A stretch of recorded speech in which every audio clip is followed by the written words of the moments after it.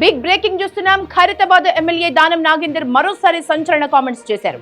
సంక్షేమ పథకాల పేరుతో మోసం చేసిన నాయకులను చెప్పుతో కొట్టాలంటూ ఆయన మండిపడ్డారు. ప్రభుత్వం అమలు చేస్తున్న సంక్షేమ పథకాలు అర్హులైన లబ్ధిదారులకు ఎలాంటి సిఫార్సులు డబ్బులు లేకుండానే అందుతాయని ఆయన స్పష్టం చేశారు. బుధవారం హిమాయత్ నగర్ లో ఇందిరా మహిళా శక్తి చీరల్ని మహిళలకు దానం నాగేందర్ పంపిణీ చేశారు. ఈ సందర్భంగా ఆయన మాట్లాడారు. తెలంగాణ ప్రభుత్వం ఇస్తున్న పథకాలను అందిపుచ్చుకొని మహిళలు లక్షాధికారులు కావాలని ఆకాంక్షించారు. మహిళా సంఘాలకు ఎలక్ట్రికల్ బస్సులు, రైస్ గోడౌన్లు, పెట్రోల్ పంపుల్ని ప్రభుత్వం అందిస్తోందని, సంఘాలు వాటి కోసం అప్లై చేసుకోవాలని దానం నాగేందర్ సూచించారు. రాష్ట్ర ప్రభుత్వ సంక్షేమ పథకాలను ఇప్పిస్తామని చెప్పి ఎవరైనా నాయకుడు డబ్బులు అడిగితే చెప్పుతో కొట్టాలంటూ దానం నాగేందర్ హాట్ కామెంట్స్ చేశారు. చాలా మందికి తెలియదు. రేపటి బస్సులు వస్తే మీరే నడిపిస్తారు, ఆడవాళ్ళు బస్సు నడిపిస్తారా? रेंट वस्तुदी ट्रैवल किससे डेली वाली रेंट वस्तुदी बस दिए तो आपको कोई ग्रुप में बस आ गए तो आप कोई ट्रैवल वाले को दे देते उन्हें किराया देता, उससे आपका लोग क्या बोलते हैं अपना इनकम बढ़ता था. అట్లా మీ ఇంటుంటే ఎంతమంది అప్లై చేసుకుని చెప్పండి. ముందే బస్సుల గురించి కానీ, గోడౌన్ కానీ, పెట్రోల్ పంప్ కానీ ఏదైనా పెట్టుకున్నారా? ఎవరైనా చెప్పండి. మరి మీకు ఏం ఐడియా లేదు. లక్షాధికారి అయితే కావాలి కదా ముందుగా. లక్షాధికారి అయితేనే కోటి. అయితే బస్ రైస్ గోడౌన్స్ వస్తాయి, గోడౌన్ కిరాయి, తర్వాత పెట్రోల్ పంప్. మళ్ళీ నీకు బస్ వస్తుందో రాదో, రాకపోతే పైసలు తీసుకుని ఇవాళ వస్తుంది, రేపు వస్తుంది. నేను ఎమ్మెల్యే గారు చెప్పినా, కార్పొరేటర్ చెప్పినా మధ్యలో తినేస్తాడు పైసలు. ఈ ఎమ్మెల్యే మీద కార్పొరేటర్ మీద మన్నుతాము. కాబట్టి ఎవ్వరికి ఇందిరమ్మ ఇల్లు కూడా నా దగ్గర, మన దగ్గర దగ్గర 10 చోట్ల ఇల్లు. साड़ियों से तो कोई लखपति करोड़पति तो नहीं बनते क्या? सीरियल तो లక్షాధిపతి అయితే కాదు కదా ఎవరు. అందుకని ప్రభుత్వము ఏ పథకాలు అయితే మీకు ఇస్తుందో చాలా మందికి తెలియదు. రేపటి బస్సులు వస్తే మీరే నడిపిస్తారు, ఆడవాళ్ళు బస్సు నడిపిస్తారా? బస్సు అనేది మీకు ఇస్తారు. మీ గ్రూప్ కింద ఒక గ్రూప్ ఉంటే ఒక బస్సు ఇస్తే మీరు ఎవరికో రెంట్కి ఇస్తారు. మీకు నెలకు రెంట్ వచ్చేస్తుంది, రోజువారీ రెంట్ వస్తుంది. ట్రావెల్కి ఇస్తే డైలీ వారీ రెంట్ వస్తుంది. మీరు ఏదైనా ట్రావెల్ ఏజెంట్కి ఇచ్చేస్తే వాడు నడిపించుకుంటాడు, మీకు కిరాయి ఇస్తారు. बस दिए तो आपको कोई ग्रुप पे बस आ गए तो आप कोई ड्राइवर वाले को दे देते, वो किराया देता, उससे आपका लोग क्या बोलते हैं अपना इनकम बढ़ता था. అట్లా మీ ఇన్కమ్ పెరుగుతుంది. తర్వాత ఇంకేం ఇస్తుంది ప్రభుత్వము? గోడౌన్స్ ఇస్తుంది, రైస్ గోడౌన్స్.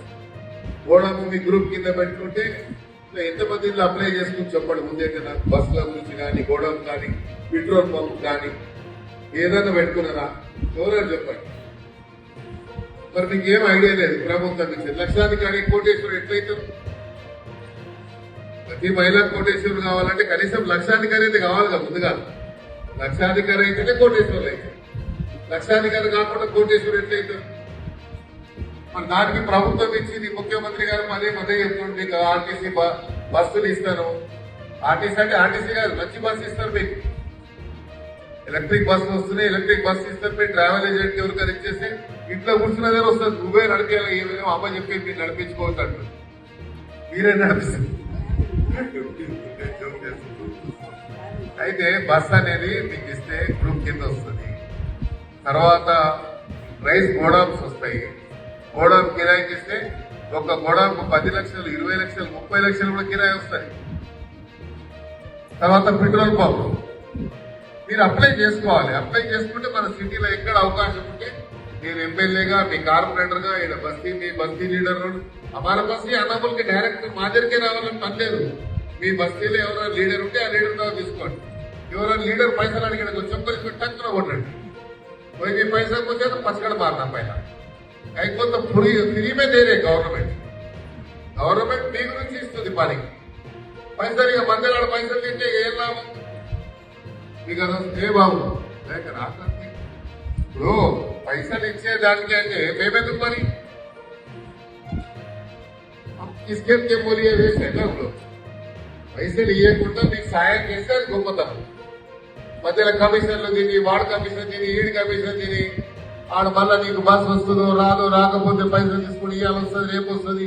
నేను ఎమ్మెల్యే గారికి చెప్పినా, కార్పొరేటర్ చెప్పినా మధ్యలో తినేస్తాడు పైసలు. ఈ ఎమ్మెల్యే మీద కార్పొరేటర్ మీద మందు దుమ్ము వస్తాయి. వస్తారా పోయారు పైసలు ఇస్తున్నారు? ఎందుకు కూడా కష్టపడ్డ పైసా కదా ఇది. కాబట్టి ఎవ్వరికి కూడా ఏ పైసా ఇప్పుడు ఇందిరమ్మ ఇల్లు ఇస్తున్నాం మన దగ్గర. ఇందిరమ్మ ఇల్లు కూడా నా దగ్గర మన దగ్గర 10 చోట్ల ఇల్లు జాగాలు తీసి పెట్టినాము. ఇందిరమ్మ ఇల్లు ఇక్కడ ఎవరికైతే అర్హులైన కుటుంబాలు ఉంటాయో మేమే సర్వే చేయించి ఎవరికైతే నిజంగా ఇల్లు లేదో ఇల్లు లేని వారికి ఇందిరమ్మ ఇల్లు కూడా ఇప్పించే బాధ్యత మాది. అది కూడా ఫ్రీగానే. మళ్ళా ఒక్క రూపాయి పొరపాటున కూడా రూపాయి ఇచ్చినా కూడా అది నేను బాధ్యత తీసుకోను, మీ కార్పొరేటర్ తీసుకోరు, ఇక్కడ ఉన్న డిప్యూటీ కమిషనర్ తీసుకోడు, అక్కడ ఉన్న పీడీఓ తీసుకోడు. ఎవరన్నా మీ లీడర్లు ఎవరన్నా మీ మహిళా లీడర్ కూడా పైసలు అడితే కూడా ఇవ్వాలి. ఇంకో మాట చెప్పిన పీడీఓ గారు, మీకేదంటే లోన్స్ తీసుకుంటారో మీరు సంఘాలకి వడ్డీ లేని రుణాలు తీసుకుంటారో ఆ డబ్బు పడితే మళ్ళీ ఇంకో సంఘానికి వస్తాయి పైసలు, ఇంకో సమైక్యకు వస్తాయి పైసలు. నెలకు ఒక సమావేశం అంటున్నారు, ఎక్కడో ఒక దగ్గర పెట్టుకోండి. మీరు ఒక సమైక్యలో 30 మంది ఉంటారు అనుకుంటా, అంతేనా? 30 ఉంటారా? 20 మినిమం 20-30 కదా, 20-30 ఉంటారు. ఎన్ని సమైక్యలు ఇక్కడ మన దగ్గర? 50 అంటే ఎంత అన్నట్టు 1500 మంది అవుతారు. 1500 మందికి మనం పిలిస్తే ఇవాళ వచ్చింది ఇంతమంది వచ్చింది. సరే పొద్దునకుంటా పిలవద్దు ఎప్పుడే కానీ, పిల్లలు స్కూల్స్ కు పోయేది ఉంటుంది, వాళ్ళ భర్తలు ఆఫీస్లో పోతారు, టిఫిన్లు కట్టాలి, పని చేసుకోవాలి, వాళ్ళ ఇంట్లో పనులు ఉండరు, వాళ్ళే పని చేసుకుంటే వాళ్ళే రావాలి. మా ఇంట్లో పనులు ఉంటే మన దగ్గరికి ఎందుకు వస్తారు? మా ఇంట్లోనే మా పనుడు ఉన్నాడు. కాబట్టి అట్లా కాదు, వాళ్ళకి ఎప్పుడే కానీ ఇప్పటి నుంచి అమ్మా నీకు కూడా చెప్తున్నా, మహిళల ఏ మీటింగ్ ఉన్నా కూడా మధ్యాహ్నం కూడా పెట్టండి, లేదా సాయంత్రం కూడా పెట్టండి. పొద్దున కూడా పొరపాటున కూడా పెట్టదు, ఎందుకంటే వాళ్ళకి ఎంత ఇబ్బంది అవుతుంది. ఒక సీరియల్ అనేది వాళ్ళకి ముఖ్యం కాదు, ఇట్లా పిల్లల స్కూల్ పంపించేది అది పంపించేది చాలా ఉంటుంది. కాబట్టి అది మనం జాగ్రత్తగా ఇప్పటి నుంచి ఫ్యూచర్లో అలాంటి తప్పు చేయకూడదు.